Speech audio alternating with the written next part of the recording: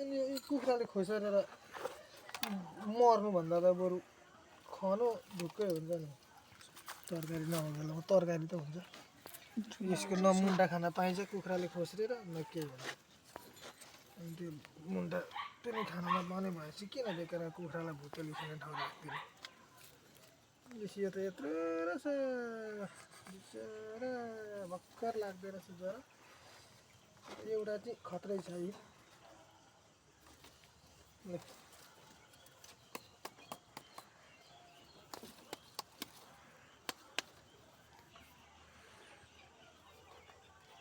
बिन्जा काट्ने लिएर आइदियो त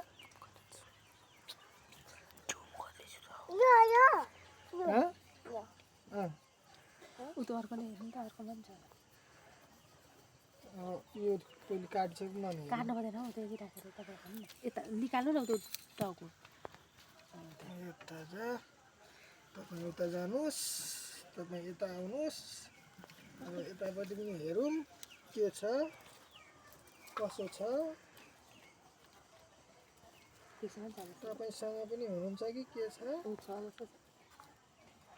यसको जस्तो चाहिँ छ जस्तो लागेन बिचमा परेर बिचको भएर चाहिँ खतरा आयो खुल्कुलो माटो पनि खुल्कुलो भेट्यो नि त छ नि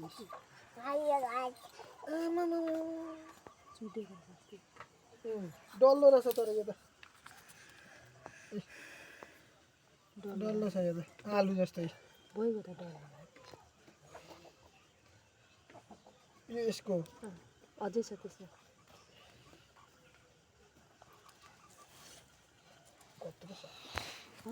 कत्रो छ नि तर तल गएको छ नि यो त कुटेर भन्नु पर्यो कुटेर पनि लानु राति आउँदै यो के हैरान हो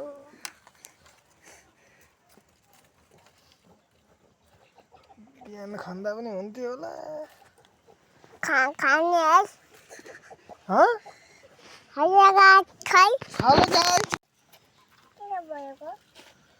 कुखुराले खोतलेर बेकार नहालिदिनु भन्दा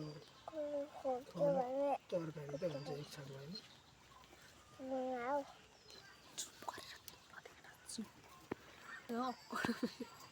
मैले बोलेको सुन्यो होला साउन्ड चाहिँ खतरा रहेछ त हौ इस्कुसको ज्वरो ज्वरो किन बोलेको के भयो त अनि बनाएकै छैन होला काटेर त उयो गर्दा फेरि यता नगर बहिनी काट्न अर्को हेर्न इस्कुसको जरा दसैँ तिहार पछाडि रोपेको इस्कुस जरा यतिको भएछ